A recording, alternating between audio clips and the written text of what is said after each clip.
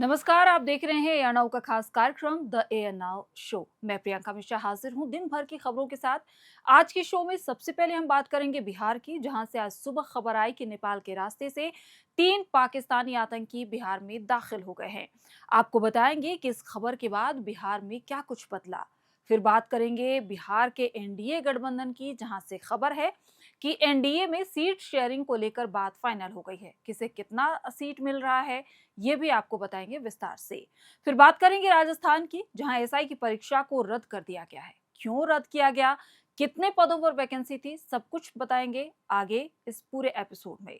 फिर बात करेंगे झारखंड विधानसभा की, जहां आज मानसून सत्र का आखिरी दिन था। झारखंड विधानसभा में दिशोम गुरु शिबू सोरेन को भारत रत्न देने का प्रस्ताव सर्वसम्मति से पारित किया गया।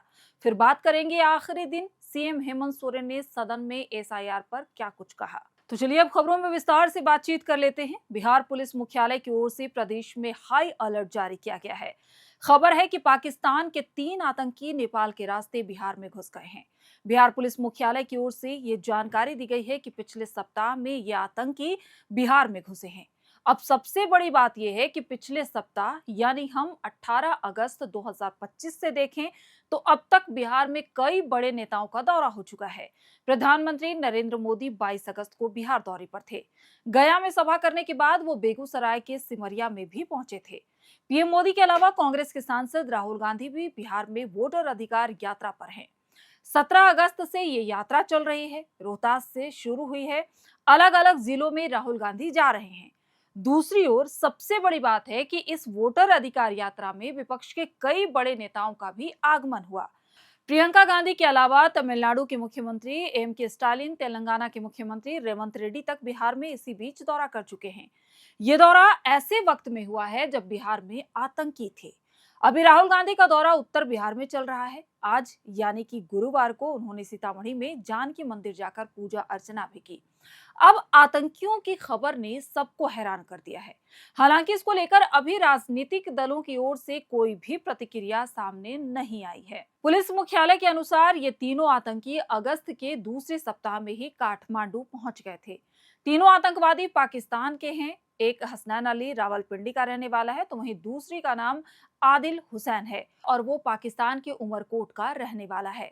तीसरे आतंकवादी का नाम मोहम्मद उस्मान है और वो बहावलपुर का रहने वाला है। हालांकि मोतिहारी पुलिस ने तीनों आतंकियों को पकड़ने के लिए 50,000 के इनाम की घोषणा भी कर दी है। बात कर लेते हैं अगली खबर की। बिहार में इस साल होने वाले विधानसभा के चुनाव को लेकर आज यानी गुरुवार को अब तक की सबसे बड़ी जानकारी सामने आई है कि एनडीए में सीट शेयरिंग का फॉर्मूला सेट कर लिया गया है। सीटें भी बांट दी गई हैं।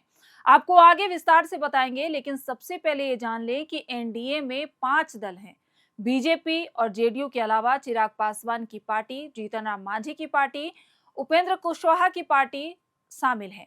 इन्हीं 5 दलों में सीटों का बंटवारा फाइनल हुआ है। रिपोर्ट के मुताबिक सबसे अधिक सीटों पर नीतीश कुमार की पार्टी जेडीयू चुनाव लड़ेगी।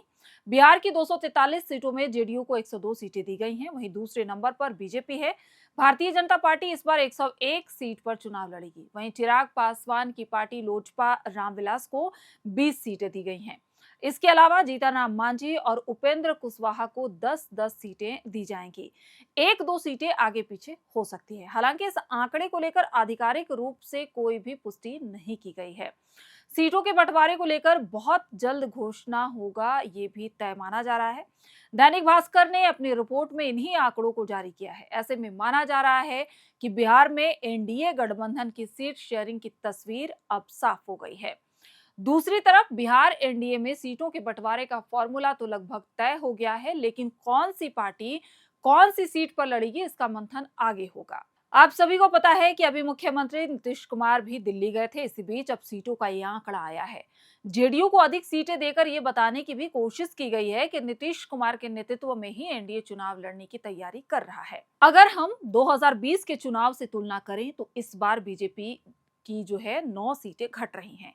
वहीं जदयू जो 115 सीटों पर लड़ी थी, उसे इस बार 13 सीटों पर कॉम्प्रोमाइज करना पड़ेगा। इनकी घटाई गई सीटें लोजपा और बाकी दलों में बंटेगी। पिछले चुनाव में एनडीए में 4 पार्टियां ही थीं। इसमें जदयू और बीजेपी ने अपने कोटे से हम को 7 और वीआईपी को 11 सीटें दी थी। इस बार गठबंधन में 5 पार्टियां हैं। अभी तक जो फार्मूला सामने आया है उसमें जदयू, बीजेपी के अलावा 3 पार्टियों के खाते में 40 सीटें जाने की खबर है। अगली खबर राजस्थान से देख लेते हैं। राजस्थान हाईकोर्ट ने गुरुवार को एसआई भर्ती 2021 रद्द कर दी। 859 पदों के लिए एग्जाम हुआ था। पेपर लीक में कई ट्रेनी एसआई पकड़े गए थे। जस्टिस समीर जैन के एकल पीठ ने फैसला सुनाते हुए कहा कि इस भर्ती का पेपर पूरे प्रदेश में फैला।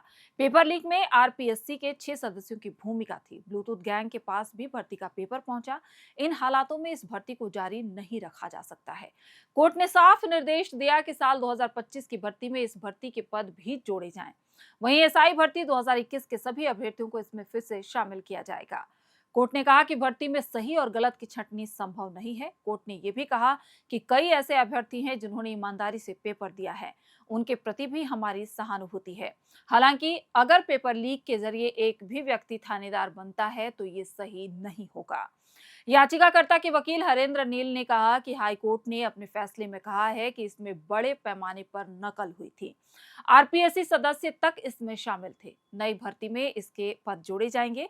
हरेंद्र नील ने बताया कि कोर्ट ने आरपीएससी मेंबर पर कमेंट किया है कि घर का भेदी ही लंका ढहाता है और यहाँ बाबूलाल कटारा ने पूरी लंका ही ढहा दी। इसके अलावा आरपीएससी के 5 मेंबर की भूमिका इसमें पाई गई है। कोर्ट ने आरपीएससी वाले मामले में संज्ञान लिया और मामला चीफ जस्टिस के सामने रखा है, जो एडमिनिस्ट्रेशन लेवल पर आगे बढ़ाया जाएगा। कोर्ट ने कहा कि पूरी भर्ती दूषित है। यदि यह रद्द नहीं होती है तो प्रदेश का लॉ एंड ऑर्डर प्रभावित हो सकता है। उन्होंने बताया कि बाबूलाल कटारा, रामूराम रायका, मंजू शर्मा और इंटरव्यू के समय चेयरमैन समेत अन्य मेंबर शामिल हैं जो पकड़े गए हैं। आज यानी गुरुवार को झारखंड विधानसभा का आखिरी दिन था। सदन में आज दिशोम गुरु को भारत रत्न देने की मांग के प्रस्ताव को सर्वसम्मति से पारित किया गया। राज्य के परिवहन मंत्री दीपक बिरुवा की ओर से गुरुवार को इस संबंध में राजकीय संकल्प प्रस्ताव पेश किया गया, जिसे ध्वनि मत से पारित कर दिया गया। इस अवसर पर प्रतिपक्ष के नेता बाबूलाल मरांडी ने कहा कि झारखंड अलग राज्य के योगदान में जयपाल सिंह मुंडा और विनोद बिहारी महतो का भी योगदान रहा है। केंद्र सरकार को प्रस्ताव भेजते समय इन 2 विभूतियों का भी नाम इसमें जोड़ा जाना चाहिए। इससे पहले कांग्रेस विधायक दल के नेता प्रदीप यादव ने विधानसभा परिसर में दिशोम गुरु शिबू सोरेन, बाबा साहब अम्बेडकर और अमर शहीद सिद्धो कान्हू की प्रतिमा स्थापित करने की मांग की। आपको बता दें कि झामुमो संस्थापक शिबू सोरेन का 4 अगस्त को दिल्ली के सर गंगाराम अस्पताल में उपचार के दौरान निधन हो गया था। वो 81 वर्ष के थे। झारखंड के निर्माण में महत्वपूर्ण भूमिका निभाने वाले पूर्व राज्यसभा सांसद ने एक ऐसी विरासत छोड़ी है जिसने देश की राजनीति को नया रूप दिया। उनके निधन से उस राजनीतिक युग का अंत हो गया जिसने आदिवासी आंदोलन को राष्ट्रीय स्तर पर प्रमुखता से उभारा था। आज सदन के सत्र समापन पर सीएम सोरेन ने भी सदन को संबोधित किया। सीएम सोरेन ने सदन को संबोधित करते हुए कहा कि हम लोगों ने तो दिशोम गुरु को भारत रत्न देने के लिए सदन से प्रस्ताव पारित कर दिया है, लेकिन अब सब कुछ केंद्र के हाथ में है कि वो क्या करते हैं। उन्होंने सदन में बीजेपी पर झारखंड के आदिवासियों को लूटने का आरोप भी लगाया। हेमंत सोरेन ने सदन में एसआईआर का भी मुद्दा उठाया। उन्होंने कहा कि ये सारे मुद्दे गुजरात से ही उठते हैं। ये लोग अब बिहार में एसआईआर के जरिए गरीब लोगों का वोट का अधिकार छीन रहे हैं। तो आज के एपिसोड में बस इतना ही। आपको हमारा ये खास एपिसोड कैसा लग रहा है, अपनी राय हमें कमेंट करके जरूर बताएं और किन खबरों को इस एपिसोड में शामिल करना चाहिए वो भी आप हमें जरूर बताएं। आप हमें व्हाट्सएप भी कर सकते हैं, आप हमें मेल भी कर सकते हैं। आप सभी का बहुत बहुत शुक्रिया। शुभ रात्रि।